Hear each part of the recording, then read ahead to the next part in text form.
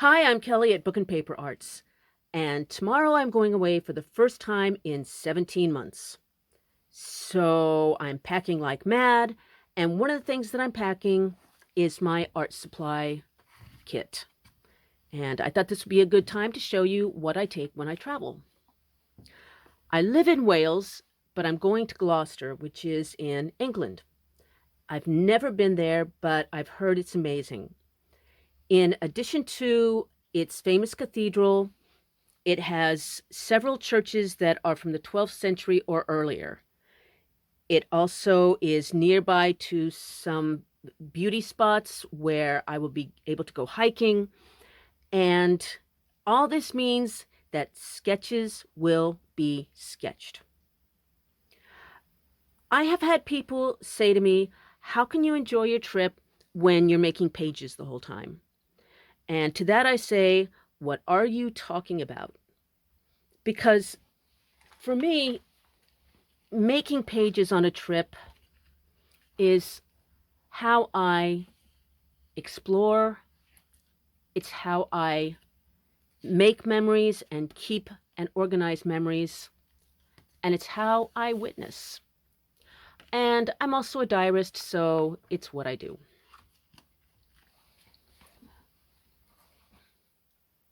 I'm getting to Gloucester by coach, which is a fancy bus. And I kind of like the coach. So before I show you my portable art studio, I thought I would show you some art supply adjacent things that I'm taking on the coach with me to do. I'm one of the lucky ones. I do not get sick if I read in a car or a bus. So I have a lot to do that I really enjoy doing that I don't normally have time for at home. The first thing is, as I said, I'm going to be sitting in a lot of churches this coming week. It's just about my favorite thing to do. And I bought this book. It's called Architecture Shown to the Children. And I got this in a job lot, so it was really inexpensive. And I thought, well, I'm just going to alter that. And then I thought, hang on a mo. This has got some really good history and ideas, but they're presented in a way that's really easy because it's shown to the children. Well, in this case, it's shown to a woman of a certain age. And if I speed read this and take notes on my trip, getting there, when I'm actually sitting in the cathedral, I will have a better idea of what I'm looking at, a better idea of what I'm exploring, and ways that I can add words and text to my pages. I also bought this for 99p. Very, very cheap. Last year, and I haven't had a chance to do a thing with it. How to Draw Churches and Cathedrals. So I don't have a choice. I have to speed read this on the way to churches and cathedrals. This is not my style, as you can see, but I figure if I speed read this and take some notes, I'm going to learn something that's going to help me up my journal drawing game this week. On a less prosaic note, I have a mystery novel. I also have an e-reader just in case. These are my notes. I have not had time to do any homework at all about Gloucester, so I printed up a ton of stuff, and I'm going to read it and highlight it and, again, have a way better idea of what I'm going to do when I get there. And finally, I am blocking a new course for September, an altered book masterclass. And it's a lot of work. I'm also working on new videos all the time. And this is my workmanlike notebook, which is where I get my ideas down. So either on the way there or possibly on the way back, that's what I'm going to be working on. And that's what we do in the coach. Now, these are the two notebooks that I'm taking. At home, I keep 4 different journals at the same time. Each one has a different function. But I have to cut corners somewhere packing-wise, so I'm only taking 2 with me. One is my sketchbook, and one is my written diary. Now, this is a Lichtem 1917.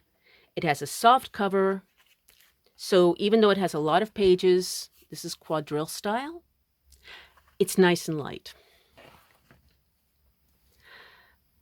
In the first part of this diary, I'm writing some personal things.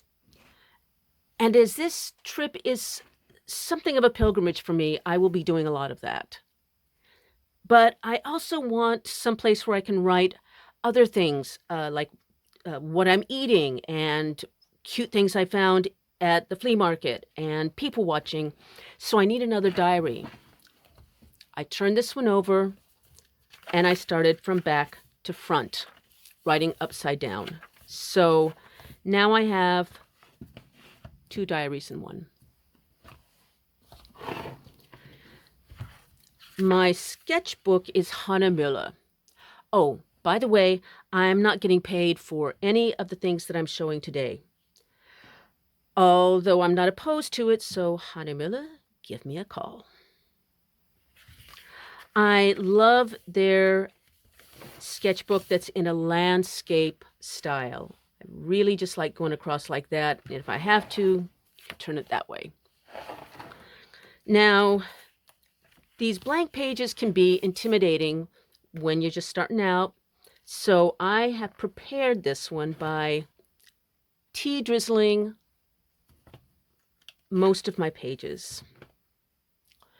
And to do this, I really do just take some plain old tea and a pipette. And now I drizzle, just make some splotches there. Not too many. You don't need too many. And then I blot. And now I'm going to let it dry. It doesn't take that long to dry. And if you just leave your book open on a table or something and add some tea every time you walk by, then you're going to fill the whole thing up in a day or two. And now I'm ready for sketching. If you are thinking that this looks heavy, you are right. But it is part of my job, and I love my job. Also, I know I am not the only art supply addict out there. I've seen you. I've seen your big bags and how they make your shoulders, kind of list to one side. So, welcome. Welcome. This is an artist roll made by Peg and Awl. It's called the Sendak. And I will link to their site in the text below this video. It's made of wax canvas, so it's waterproof and beautiful. It has room for brushes and pens and pencils, and it has pockets. Now, the pocket on the side is where I put an eraser and a pencil sharpener. I also have a small bottle of fountain pen ink because I do use fountain pens, and if you're away for a few days, you're going to need to fill them up. Here are a couple of the pens that I am taking with to use. And I'll show you how I use those just a moment. Kind of work up to that. See, I have my Red Wing Palomino pencil. I do have a travel brush. This is, you take it apart like that, and then you post the cap on the back. Now you have a very decent size brush for watercolors. But as a rule, if I am sitting in a church or a cafe or a field, I'm going to probably be using one of my water brushes. And I have several of these in different brush widths and sizes. And it holds the water in the back, so you just always have a supply with you. You don't have to mess with it. And I use these a lot, not just with my paints, but also with my water-soluble pencils. And I don't carry a whole lot with me because I just find that even though they're fun to look at, I'm not going to use that many.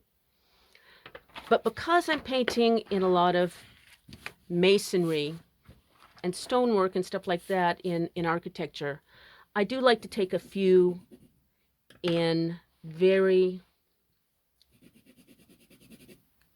colors that are very conducive for stones. So this is by Derwent, the Graph Tint pencils. So they've got that kind of dusty color that really looks good. And now let me show you how I'm going to do that with the water brush.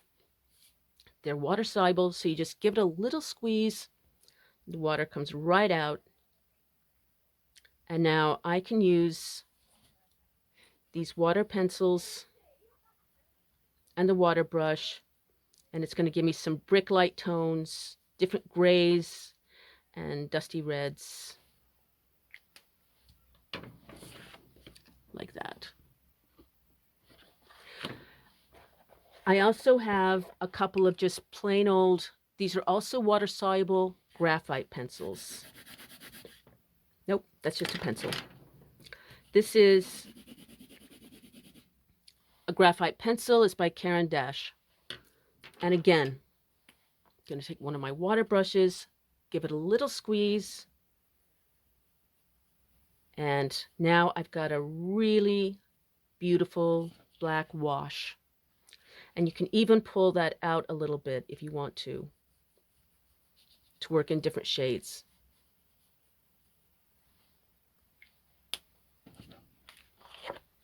Like that. Now, while I have this, let me show you how it works with the fountain pen. The fountain pen I really like using, partly because I'm a handwriting, sort of obsessed with handwriting, but also because fountain pen ink, unlike India ink, is water soluble, which means that I can draw something with my fountain pen and then using my water brush, I can then activate it and make a wash. Again, it's very pretty and very forgiving. I don't take a whole lot of pens. Again, I used to, but I found that I only use a couple. So I have a Unipen Fine Line Artist Marker, and I have a 0.1 and a 0.2. I think I do have, not on me. I do have just a plain old grocery store black pen that I love and I use a lot. That's a 0.5. This is not water soluble, this is charcoal. But it's in a burnt umber color, and again, that's really going to help me when I'm doing some architectural sketches or even trees. And here's another one.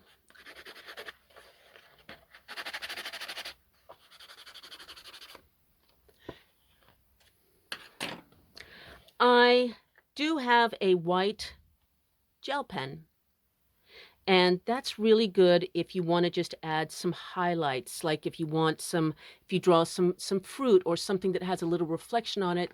This white pen, you can just touch that in there and it's going to give you a little instant highlight. If you see my videos, you know that I rough tear just about everything, but I do like to have a pair of scissors in case I need them.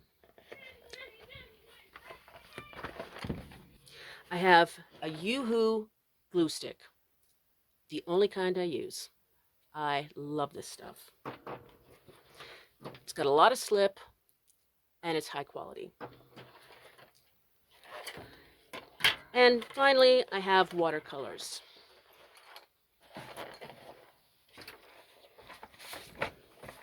This is by A. Gallo Aquarelle.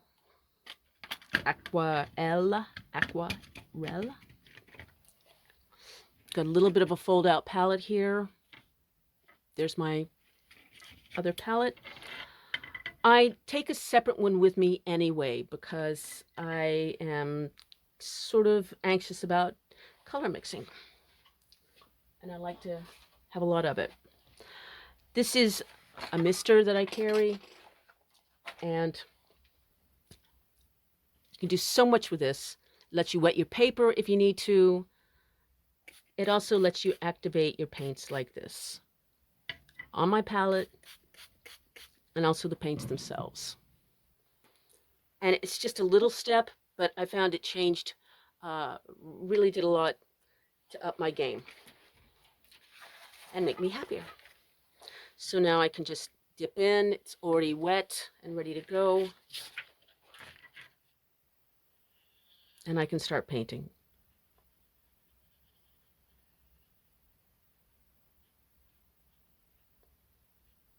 Yay! If you like art journals, if you like old books and paper, please subscribe to my online newsletter. It goes out monthly, it's free, and you can subscribe in the link below this video. Please subscribe to my channel and turn on the notifications. I post every week. And please leave me a comment or a question. I love to compare notes. And now I have to go pack. Until next week, happy making.